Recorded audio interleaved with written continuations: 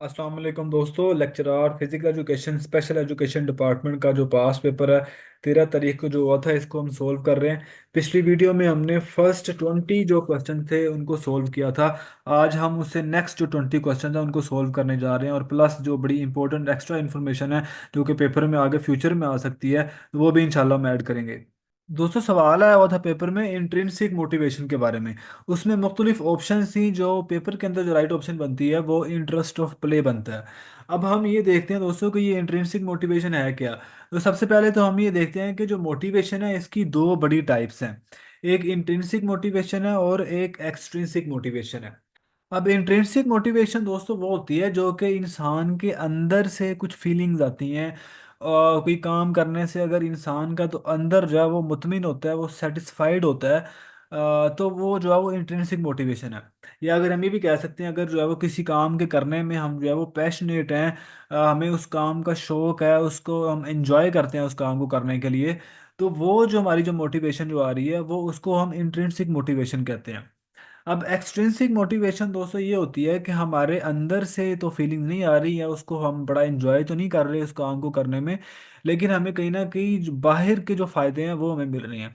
हो सकता है हमें जो है वो उस काम को करने के पीछे जो है वो हमें पैसे मिल रहे हो, उसकी वजह से वो मोटिवेशन हो हमारी, उसकी वजह से हम वो काम कर रहे हैं। हो सकता है कि हम शाबाश हासिल करने के लिए, कि इसलिए कि कोई हमारी तारीफ करे, इसलिए जो है वो कोई हम काम करें, या पनिशमेंट के डर से की वजह से। यानी वो सारी चीज़ें जो कि बाहर से कुछ चीज़ें आती हैं, यानी इंसान का अंदर अपना शौक नहीं होता, लेकिन बाहर की कुछ चीज़ें, एक्सटर्नल कुछ फैक्टर्स होते हैं जो कि हमें मोटिवेट करते हैं किसी काम को करने के लिए, उनको हम एक्सट्रिंसिक मोटिवेशन कहते हैं।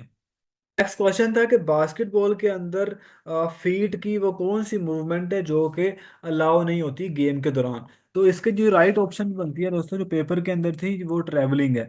अब ट्रैवलिंग क्या है दोस्तों, कि हम जब बॉल को कैरी करते हुए, हाथ में पकड़ते हुए, अगर हम दो से ज़्यादा स्टेप लेते हैं और बॉल को ड्रिबल नहीं करते, यानी बॉल को ड्रिबल किए बगैर बॉल को हाथ में पकड़ते हुए हम जो है वो दो से ज़्यादा स्टेप लेते हैं, तो ये जो चीज़ है इसे जो है हम ट्रैवलिंग कहते हैं। और ये जो है वायोलेशन है, ये बास्केटबॉल के रूल्स के खिलाफ है। और इसमें होता क्या है कि जो ओपोनेंट टीम होती है उसको बॉल का पोजेशन मिल जाता है। नेक्स्ट क्वेश्चन जनरल नॉलेज के रिलेटेड था कि जो खिलजी सल्तनत है उसको किसने जो है वो कायम किया था। तो उसमें मुख्तलिफ ऑप्शन थी। जो राइट ऑप्शन है वो जलालुद्दीन फिरोज खिलजी, ये इसकी राइट ऑप्शन है। दोस्तों, ये खिलजी सल्तनत वो है कि जिन्होंने बरसगीर के ऊपर हुकूमत की थी 1290 से 1320 के दौरानिए तक। और ये जो पीरियड है दोस्तों, ये शॉर्टेस्ट पीरियड है दिल्ली की सल्तनत का। इसको कायम किसने किया था? जलालुद्दीन खिलजी ने। आपने एक बड़ा मशहूर नाम सुना होगा, अलाउद्दीन खिलजी।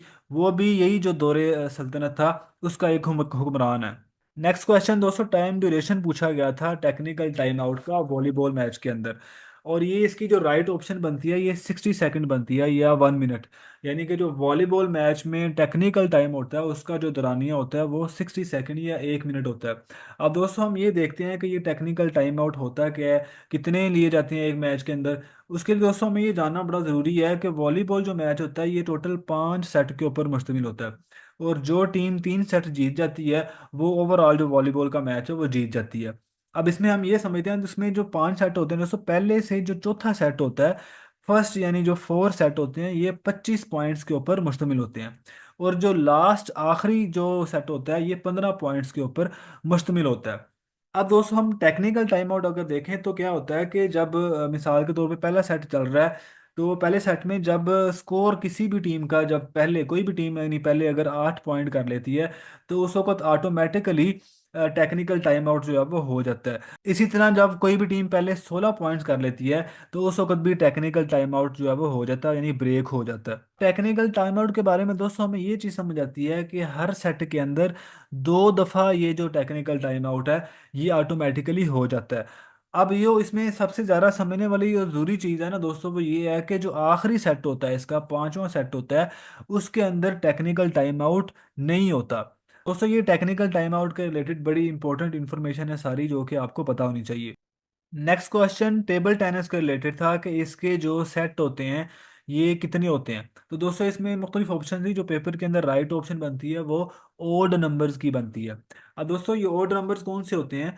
अब ये 3, 5, 7, 9 इस तरह से जो है ना, ये ओड नंबर्स होते हैं। अब जो टेबल टेनिस का जो मैच होता है दोस्तों, ये अमूमन बेस्ट ऑफ 3 या बेस्ट ऑफ 5 या मैक्सिमम जो है वो बेस्ट ऑफ 7 के ऊपर ये खेला जाता है। ये दोस्तों बड़ी इंपॉर्टेंट इन्फॉर्मेशन है। और ये भी आपको पता होना चाहिए दोस्तों कि जो ईच सेट होता है वो 11 पॉइंट्स के ऊपर मुश्तमिल होता है। जैसे अभी हमने वॉलीबॉल का जिक्र किया था, उसका एक सेट है 25 पॉइंट्स के ऊपर मुश्तमिल होता है। तो जो टेबल टेनिस का जो सेट है वो 11 पॉइंट्स के ऊपर मुश्तमिल होता है। नेक्स्ट क्वेश्चन था कि यूज इट और लूज इट, ये जो प्रिंसिपल है ये कौन सा प्रिंसिपल है? तो दोस्तों ये प्रिंसिपल जो ट्रेनिंग के हैं उसमें से जो रिवर्सिबिलिटी का प्रिंसिपल है, ये इसकी जो है वो राइट ऑप्शन थी। अब ये होता क्या है दोस्तों? ये सिंपल रिवर्सिबिलिटी का जो प्रिंसिपल है वो ये है कि जब भी हम लोग वर्कआउट करते हैं तो हमारे कुछ मसल्स वगैरह बनते हैं, हमारी जो फिटनेस लेवल है वो बेहतर होती है। लेकिन जैसे ही हम जो है वो ट्रेनिंग छोड़ देते हैं तो कुछ अरसे बाद क्या होता है कि हमारे जो मसल्स हैं वो भी बिल्कुल वीक हो जाते हैं और हमारी जितनी भी फिटनेस होती है वो ख़त्म हो जाती है। तो अगर हम फिटनेस को बरकरार रखना चाहते हैं तो उसके लिए हमें क्या करना पड़ेगा कि मुसलसल रेगुलर बेसिस के ऊपर फिजिकल एक्टिविटी करनी पड़ेगी। जिस तरह से हम पिक्चर के ऊपर भी देख रहे हैं यहाँ पे कि ये रेगुलर जब वर्कआउट कर रहा है इंसान तो उस वक्त ये देख रहे हैं कितने अच्छे जो इसके मसल्स हैं। और जब ये ट्रेनिंग छोड़ी है तो उसके बाद सारे जो मसल्स हैं वो लॉस हो गए हैं।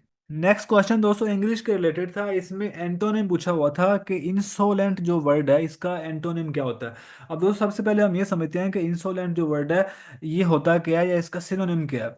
तो इंसोलेंट का जो उर्दू में तर्जमा बनता है वो गुस्ताख बनता है। और इसको जो सिनोनिम्स होंगे वो रूड हो सकता है, डिसरेस्पेक्टफुल हो सकता है, यानी कि जो इज्जत करने वाला ना हो, रूड हो, चिड़चिड़ा सा हो, हम ये कह सकते हैं। अब दोस्तों जो चूंकि एंटोनिम जो होता है वो उलट होता है, तो अब इसका जो उलट बनेगा वो बनेगा पोलाइट, यानी कि शाइस्ता कह सकते हैं, और रिस्पेक्टफुल जो कि यानी कि इज्जत करने वाला। तो अब मुझे एग्जैक्ट वैसे ऑप्शन नहीं पता कि पेपर के अंदर क्या ऑप्शन थी, बहरहाल इनमें से ही या इसके रिलेटेड ही मिलती जुलती कोई ना कोई ऑप्शन थी। ये दोस्तों इंग्लिश के रिलेटेड क्वेश्चन लाजमी आते होते हैं, सिनोनिम और एंटोनिम, इसको लाजमी तैयार करके जाया करें। नेक्स्ट क्वेश्चन हीट इलनेस के रिलेटेड था कि जो हीट इलनेस होती है फटीग एक्सर्शन की वजह से, वो कौन सी होती है? अब दोस्तों इसकी एग्जैक्ट वैसे स्टेटमेंट मुझे नहीं पता, लेकिन इससे मिलती जुलती ही कुछ यानी इसी तरह की ही कुछ स्टेटमेंट थी, यानी समझ लें कि मफहूम जो है वो यही था। अब इसमें मुख्तलिफ ऑप्शन थी, जो राइट ऑप्शन बनती है ये हीट एग्जॉस्टन बनती है। दोस्तों आपको पता होना चाहिए कि हीट के रिलेटेड जो इलनेस है इसकी मुख्तलिफ जो है वो टाइप्स हैं। इसमें हीट एग्जॉशन भी है, इसके अलावा हीट स्ट्रोक भी है जो कि बहुत ज़्यादा सीवियर होता है।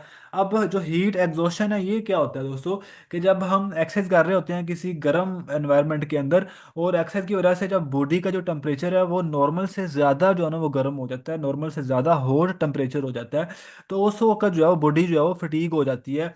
इस ये जो एग्जॉशन हो जाती है इसको हम हीट एग्जॉशन बोलते हैं। ये सीरियस है अगर इसको ट्रीट ना किया जाए फौरी तौर पर। तो इसको फौरी तौर पर ट्रीट किया जाता है, एक्सरसाइज को छोड़ दिया जाता है ताकि बॉडी जो है वो नॉर्मल हो सके, हवा वगैरह का या कोई जो ठंडा एनवायरनमेंट है वहाँ पर जाया जाता है। अगर इसको ट्रीट नहीं किया जाएगा तो हीट स्ट्रोक भी हो सकता है जो कि इसकी ज़्यादा सीवियर कंडीशन है। नेक्स्ट क्वेश्चन दोस्तों वॉलीबॉल के रिलेटेड था कि इसको कब ओलंपिक्स का हिस्सा बनाया गया। तो इसकी जो राइट ऑप्शन थी पेपर के अंदर, ये 1964 की टोक्यो की ओलंपिक्स थी, जो कि टोक्यो जापान का शहर है। तो वहाँ पर ये ओलंपिक्स जो है वो हुई थी। तो वहाँ पर फर्स्ट टाइम जो है वॉलीबॉल को इंक्लूड किया गया था। तो इसमें मेल और फीमेल जो वॉलीबॉल की टीम है उन्होंने फर्स्ट टाइम जो है वो ओलंपिक्स के अंदर पार्टिसिपेट किया था। दोस्तों इसी तरह आपको मुख्तलिफ और भी जो गेम्स हैं उनको कब कब ओलंपिक्स के अंदर उनको हिस्सा बनाया गया उसके बारे में भी आपको लाजमी पता होना चाहिए। नेक्स्ट क्वेश्चन था दोस्तों कि लेटरल एपिकोंडाइलिटीज जो है वो इसका दूसरा नाम क्या है। तो इसका जो पेपर के अंदर जो राइट ऑप्शन है ये टेनिस एल्बो बनती है। टेनिस एल्बो को लेटरल एपिकोंडाइलिटीज भी कहते हैं। इसके अलावा दोस्तों जो मीडियल एपिकोंडाइलिटीज है इसको जो है वो गोल्फर एल्बो भी कहते हैं, ये भी फ्यूचर में सवाल आ सकता है। अब दोस्तों हम देखते हैं कि टेनिस एल्बो और गोल्फर एल्बो होती क्या है। अब दोस्तों जो टेनिस एल्बो होती है इसमें क्या होता है कि जो हमारे ये बाजू का ये जो लेटरल साइड होती है, बाहर वाली जो साइड होती है, इसके अंदर जो है प्रॉब्लम आती है, ये वाली चीज़ें जो है इंजर्ड हो जाती है, इस तरह यहाँ पिक्चर में आप देख सकते हैं। इसी तरह जो गोल्फर एल्बो होती है इसकी जो है वो इसको जिस तरह से आपने देखा कि मीडियल एपिकोंडाइलिटीज भी कहते हैं। तो ये थोड़ा सा अंदर वाली साइड से, जो मीडियल वाली साइड से इसमें अगर कोई प्रॉब्लम आती है तो उसको जो है वो हम गोल्फर एल्बो कहते हैं। ये पिक्चर से भी आपको थोड़ा सा फर्क नजर आ रहा होगा। नेक्स्ट क्वेश्चन दोस्तों कंप्यूटर के रिलेटेड था, यानी कि टाइप ऑफ सॉफ्टवेयर के बारे में पूछा गया था। तो पेपर में जो मुख्तलिफ ऑप्शन थी उसमें से जो राइट ऑप्शन बनती है ये सिस्टम सॉफ्टवेयर की ऑप्शन थी जो कि करेक्ट ऑप्शन थी। अब दोस्तों ये हमें पता होना चाहिए कि जो टाइप ऑफ सॉफ्टवेयर है ये दो तरह के बुनियादी तौर पर सॉफ्टवेयर होते हैं। इसमें एक एप्लीकेशन सॉफ्टवेयर होता है और एक जो है वो सिस्टम सॉफ्टवेयर होता है। दोस्तों नेक्स्ट क्वेश्चन था कि एक स्पीच थी जिसे कहते हैं where do you human rights begin speech. ये जो स्पीच है ये किसने दी थी? तो दोस्तों इसमें की जो राइट ऑप्शन होगी ये एलेनर रोजवेल्ट होगा। अब ये एलेनर रोजवेल्ट कौन है दोस्तों? ये पिक्चर में भी आप देख सकते हैं। ये अमेरिका के एक प्रेसिडेंट गुजरे हैं, Franklin Delano Roosevelt, FDR Roosevelt. तो दोस्तों ये बड़े ही फेमस अमेरिकन प्रेसिडेंट हैं जो कि सबसे लंबे अरसे तक अमेरिका के सदर रहे हैं। इसको देखेंगे तो 1933 से 1945 अपनी जो है वो मौत तक जो है ये प्रेसिडेंट रहे हैं अमेरिका के। तो जो एलेनर रोजवेल्ट हैं ये FDR रोजवेल्ट की वाइफ थी जिन्होंने यूनाइटेड नेशन के अंदर जो है ये स्पीच दी थी। नेक्स्ट क्वेश्चन था जो ओलंपिक गेम्स होती हैं इन्हें क्लोज कौन डिक्लेयर करता है? तो ये इसकी जो राइट ऑप्शन है ये प्रेसिडेंट ऑफ IOC बनता है, यानी कि इंटरनेशनल ओलंपिक कमेटी के जो प्रेसिडेंट होते हैं वो इन गेम्स को क्लोज करते हैं। अब दोस्तों आपको ये पता होना चाहिए कि जो ओपनिंग है वो कौन करता है। तो वो याद रखिएगा कि ओलंपिक गेम जिस कंट्री के अंदर हो रही होती हैं होस्ट कंट्री के जो हुक्मरान होते हैं वो उसे जो है उसको ओपनिंग करते हैं। अब दोस्तों आपको ये पता होना चाहिए कि इस वक्त करंटली जो IOC के प्रेसिडेंट हैं ये थॉमस बा हैं। तो इनका ताल्लुक जो है वो जर्मनी के साथ है। नेक्स्ट क्वेश्चन अगेन कंप्यूटर के रिलेटेड था दोस्तों के जो MS वर्ड है इसे किस मकसद के लिए यूज़ किया जाता है? इसमें मुख्तलिफ ऑप्शन थी। जो राइट ऑप्शन बनती है वो होता है कि बायोग्राफी राइट करने के लिए यूज़ किया जा सकता है MS वर्ड को। अब दोस्तों आपको ये पता होना चाहिए कि जो MS पावर पॉइंट है इसको किस मकसद के लिए यूज़ किया जाता है? इसको प्रेजेंटेशन वगैरह बनाने के लिए यूज़ किया जाता है। इसके अलावा जो MS एक्सेल है इन्हें जितनी भी मैथमेटिकल कैलकुलेशन होती हैं वो करने के लिए यूज़ किया जाता है। नेक्स्ट क्वेश्चन था कि आइजो काइनेटिक एक्सरसाइज जो है वो ये किसने इंट्रोड्यूस करवाई है? तो दोस्तों इसकी जो राइट ऑप्शन बनती है ये जेम्स पैरन बनता है। अब दोस्तों इसके रिलेटेड आपको मजीद भी सवालों का पता होना चाहिए। आइजोमेट्रिक एक्सरसाइजेज हैं उनके बारे में पता होना चाहिए, और जो डिफरेंट एक्सरसाइजेज हैं वो किन्होंने ईजाद करवाई, मुख्तलिफ जो ट्रेनिंग था जैसे फाटलक ट्रेनिंग जो है वो किन्होंने ईजाद करवाई, वो दोस्तों आपको सारा पता होना चाहिए सवालों का। देखते हैं कि जो आइजो काइनेटिक एक्सरसाइज ये होती क्या है। ये दोस्तों स्ट्रेंथ ट्रेनिंग की ही एक टाइप है। इसमें होता क्या है बेसिकली जो मशीन्स होती हैं मशीन्स की मदद से हम जो है वो एक्सरसाइज परफॉर्म कर रहे होते हैं। जैसा से यहाँ पे देख रहे हैं कि टांगों की एक्सरसाइज होती है तो ये मशीन की मदद से हो रही है। अब इसमें होता क्या है दोस्तों कि जो स्पीड होती है जो अब ये मूवमेंट की जो स्पीड होगी ये तो सेम ही होगी क्योंकि हम मशीन की मदद से कर रहे हैं। इसमें जो लोड होता है इसको जो है हम चेंज कर सकते हैं, कम या ज़्यादा कर सकते हैं। क्वेश्चन दोस्तों बोन्स के फंक्शंस के बारे में था। तो पेपर्स के अंदर जो राइट ऑप्शन बनती है वो ऑल ऑफ दीज बनती है। अब बोन्स कौन कौन से फंक्शन जो है वो परफॉर्म करती हैं? तो इसमें दोस्तों ये बोन्स क्या करती हैं, हमारी बॉडी को प्रोटेक्शन भी देती हैं, बॉडी को स्ट्रेंथ भी देती है, और जितनी भी मूवमेंट हम कर रहे होते हैं उसके अंदर भी बोन्स का बहुत ज़्यादा इंपॉर्टेंट रोल होता है। इसके अलावा दोस्तों ब्लड जो सेल्स हैं उनको प्रोड्यूस करने के अंदर भी बोन्स का बड़ा इंपॉर्टेंट रोल होता है। मिनरल स्टोरेज के अंदर भी बोन्स का बड़ा इंपॉर्टेंट रोल होता है। ये सारी चीज़ें दोस्तों आपको पता होनी चाहिए। नेक्स्ट क्वेश्चन दोस्तों स्पोर्ट्स साइकोलॉजी के रिलेटेड था। इसकी मुझे एग्जैक्ट जो स्टेटमेंट है वो नहीं पता। बहरहाल जो इसका जो सही ऑप्शन बनती है ये होता है कि visualising your self doing practice, यानी कि अपने आप को ख्यालात के अंदर किसी काम को करते हुए देखना, महसूस करना, किसी इवेंट को प्रैक्टिस करते हुए अपने आप को देखना।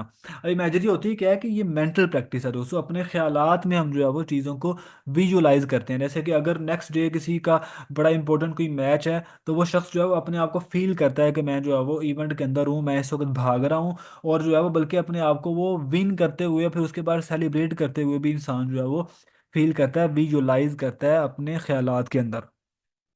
क्वेश्चन था कि which philosophy emphasize the use of scientific method to arrive at the truth. इसमें दोस्तों जो राइट ऑप्शन बनती है वो प्रैग्मेटिज्म फिलोसफी होती है। तो दोस्तों फिलोसफी के बारे में भी लाजमन सवाल आता होता है पेपर में। अब ये देखते हैं हम ये प्रैग्मेटिज्म फिलोसफी दोस्तों होती क्या है। दोस्तों प्रैग्मेटिज्म फिलोसफी जो है ये एक्शंस के ऊपर, प्रैक्टिकल काम करने के ऊपर बिलीव करती है। ये ख्यालात की बातें नहीं करती, ये प्रैक्टिकल और साइंटिफिक जो चीज़ें हैं उसके ऊपर ये यकीन रखती है। अब इसमें हमें भी पता होना चाहिए कि ये जो फिलोसफी है इसके जो बानी हैं ये जॉन डेवे हैं जो कि बहुत ज़्यादा कायल थे प्रैग्मेटिज्म फिलोसफी के। क्वेश्चन था दोस्तों कि जो एंशियंट ओलंपिक्स थी ये किस मंथ के अंदर जो है इसको अरेंज किया जाता था। तो इसको अमूमन जो है वो अगस्त और सितंबर के जो महीने हैं उसके अंदर अरेंज किया जाता था। जो पेपर के अंदर राइट ऑप्शन थी ये अगस्त और सितंबर की बनती है। अब दोस्तों हमें ये पता होना चाहिए कि एंशियंट जो ओलंपिक्स थी ये हर 4 साल बाद जो है ना ये गेम्स खेली जाती थी। जिसका मकसद ये होता था कि वो अपने जो उनका उन्होंने गॉड बताया हुआ था, एक खुदा उन्होंने बनाया हुआ था जियूस जिसे कहते थे, उसको खुश करने के लिए हर 4 साल बाद ये गेम जो है वो मुनक्कद करवाया करते थे। इसकी जो डेट हुआ करती थी ये 6 अगस्त से 19 सितंबर के दौरान ये वाली जो गेम्स है इनको अरेंज करवाया करते थे। ये सारी दोस्तों आपको जो ये सारी जो इन्फॉर्मेशन है दोस्तों आपको पता होनी चाहिए।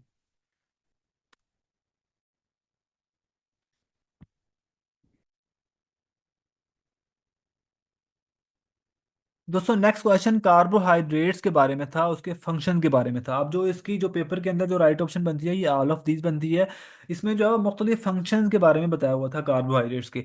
अब कार्बोहाइड्रेट्स के बेशुमार फंक्शन है, जैसे कि इसका जो है वो एक फंक्शन है एनर्जी की प्रोड्यूस करना।